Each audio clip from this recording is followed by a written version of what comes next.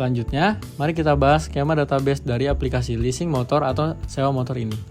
Database yang kami gunakan diberi nama motor leasing yang terdiri dari 5 tabel utama, yaitu user, kendaraan, pelanggan, sewa, dan pembayaran.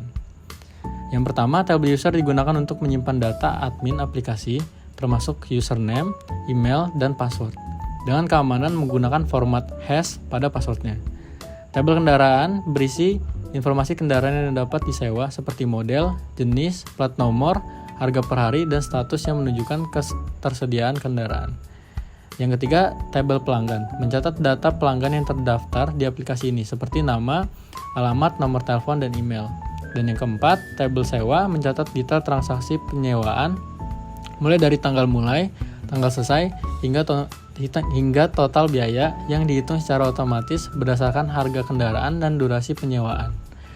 Yang terakhir, tabel pembayaran digunakan untuk mencatat semua pembayaran lengkap dengan metode bayar, jumlah bayar, dan tanggal bayar.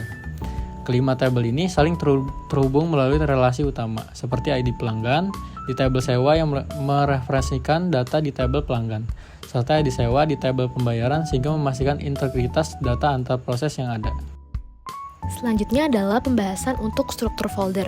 Di dalam aplikasi ini terdapat 2 folder utama, yaitu backend dan frontend. Yang pertama kita akan masuk ke struktur folder aplikasi leasing sistem backend. Backend ini dirancang menggunakan Express.js untuk menangani logika server-side dan komunikasi dengan database. Di dalam folder utama backend terdapat beberapa subfolder utama, yaitu config, controllers, model, dan routes. Yang pertama ada config, berisi file konfigurasi seperti db.js yang bertanggung jawab untuk mengatur koneksi ke database. Lalu yang kedua ada controllers. Folder ini berisi file controller seperti kendaraan controller.js, pelanggan controller.js, dan lainnya, yang mengatur logika utama untuk setiap fitur aplikasi seperti pengelolaan kendaraan, pelanggan, dan lain-lain. Lalu yang ketiga ada models. Berisi file model seperti kendaraan model.js, pelanggan model.js, dan sebagainya, yang mendefinisikan struktur data dan skema database menggunakan ORM atau query MySQL manual. Lalu yang terakhir ada routes. Folder ini berisi file root seperti kendaraan root.js, pelanggan root.js, dan lainnya, yang dimana ini mengatur endpoint API untuk masing-masing fitur aplikasi.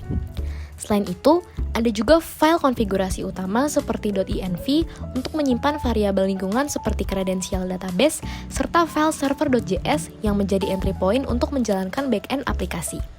Struktur ini dibuat modular untuk memastikan setiap bagian aplikasi terorganisir dengan baik sehingga mempermudah pengembangan dan pemeliharaan di masa depan.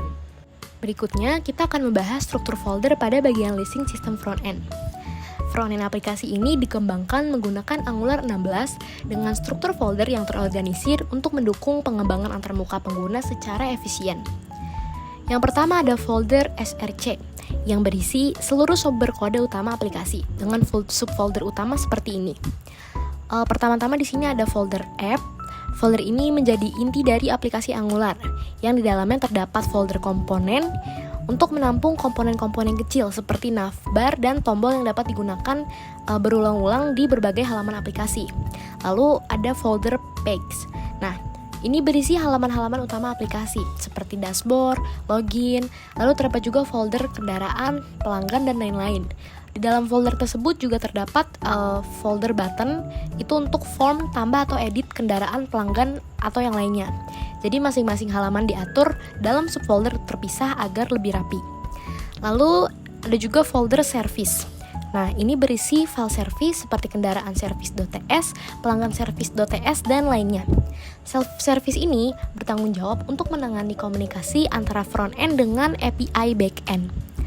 Lalu ada juga folder asset. Nah, folder ini digunakan untuk menyimpan file statis seperti gambar, icon, dan file gaya khusus. Di situ ada custom theme.css. Dan ada juga file-file utama lainnya seperti index.html yang menjadi file utama untuk mendefinisikan kerangka HTML dari aplikasi. Lalu style.css yang dimana ini untuk menyimpan gaya global aplikasi. Lalu ada app-routing.module.ts untuk mengatur sistem navigasi aplikasi untuk berpindah antar halaman. Dan ada juga file konfigurasi seperti Angular.json, package.json, dan git ignore untuk membantu dalam pengaturan proyek dan manajemen dependensi.